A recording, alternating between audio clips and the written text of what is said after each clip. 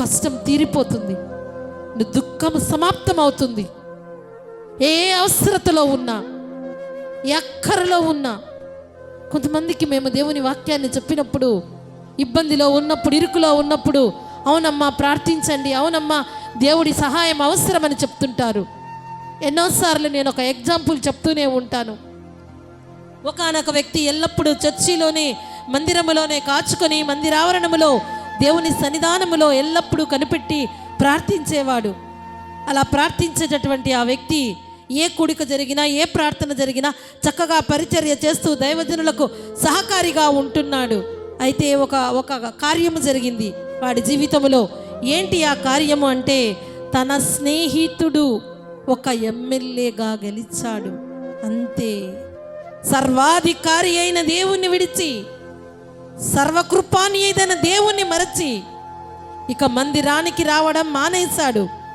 మరి దైవజనులుగా మందిరానికి రాకుంటే ఎందుకు రాలేదో, ఈ ఆపదలో ఉన్నారో, ఈ అపవాది యొక్క తంత్రాలలో చిక్కుకుపోయారో, ఈ అనారోగ్యంలో ఉన్నారో అని ఎదురు చూస్తాము, వెళ్ళి అడుగుతాము.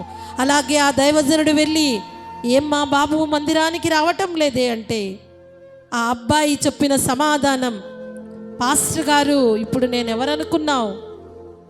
మందిరములో ఖాళీగా కూర్చొని పరిచర్య చేయుటకు నాకిక సమయం లేదు. కారణం, ఇప్పుడు ఒక ఎమ్మెల్యేకి స్నేహితుడిని, నా ప్రియ స్నేహితుడు ఎమ్మెల్యేగా గెలిచాడు. వెళుతున్నానేనిక నాకు ఒక చక్కటి గవర్నమెంట్ పోస్ట్ ఇచ్చేస్తాడు. పాస్టర్ గారు మంచిదే, నీ స్నేహితుడు ఎమ్మెల్యే అవ్వటం మంచిదే, నీకు గవర్నమెంట్ పర్మనెంట్ ఉద్యోగము రావడం మంచిదే, కానీ ప్రభువుని విడవకయ్యా, సంఘాన్ని మరవకయ్యా, దేవుని సన్నిధికి రా అంటే అతను చెప్తున్నమాట, నేను రాలేను, ఎన్నో పనులుంటాయి. ఎమ్మెల్యే స్నేహితుడిగా ఎన్నో పనులు ఉద్ధరించాలా, ఎంతోమంది ముందు నేను మాట్లాడాలా, ఎన్నో చోట్లకు వెళ్ళాలా. ఎంత అతిశయం, ఎంత గర్వం. వెంటనే పాస్టర్ గారు, మంచిదే నాన్న, ప్రతిదినము రాకున్నా, ప్రతి కూడికకు రాకున్నా, వారానికి ఒక్కరోజు ఆదివారం ఆరాధనలో అయినా దేవుణ్ణి ఆరాధించుటకు నీవు వచ్చి వెళ్ళంటే చూద్దాంలే, వీలైతే చూద్దాం, ఆ రోజు నా షెడ్యూల్ ఖాళీగా ఉంటే చూద్దాం, ఆలోచిస్తాలే అన్నాడు. పాస్టర్ గారు ప్రార్థన చేస్తానా అంటే, ఇక నాకు ప్రార్థన చేయవలసిన అవసరం లేదు, నాకు నీ ప్రార్థనతో పనే లేదు.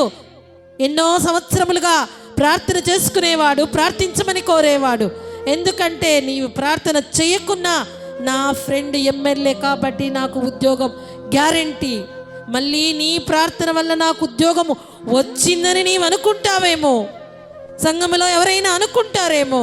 నీ ప్రార్థన అవసరం లేదు, నీవు ప్రార్థించే వరకు నీ ముందు నిలబడుకునే టైం నాకు లేదు, నేను బయలుదేరాలి, నీవు బయలుదేరి వెళ్ళిపో అని చెప్పాడు.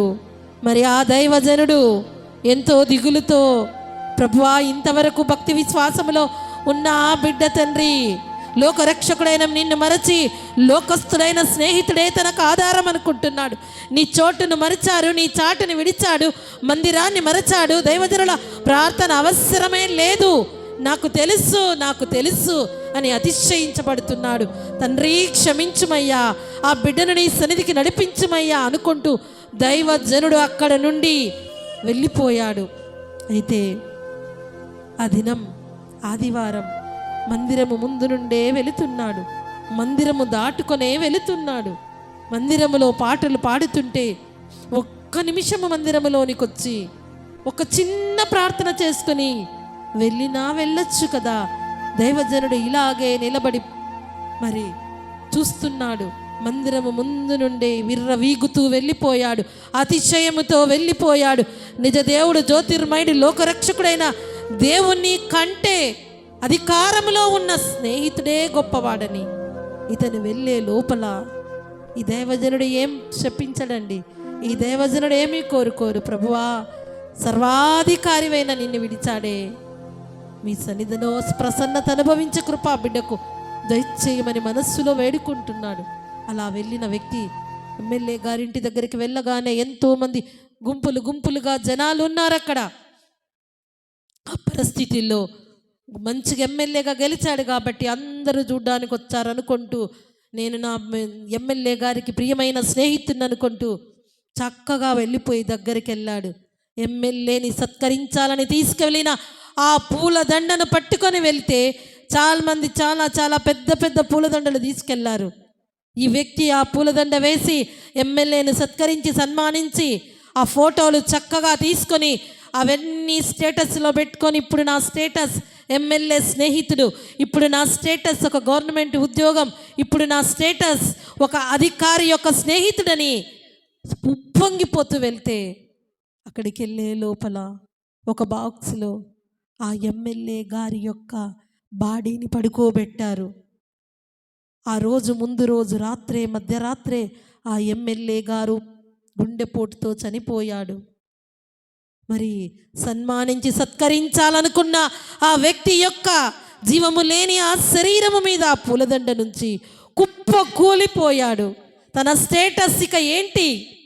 ఎంత భయంకరమైన పరిస్థితి!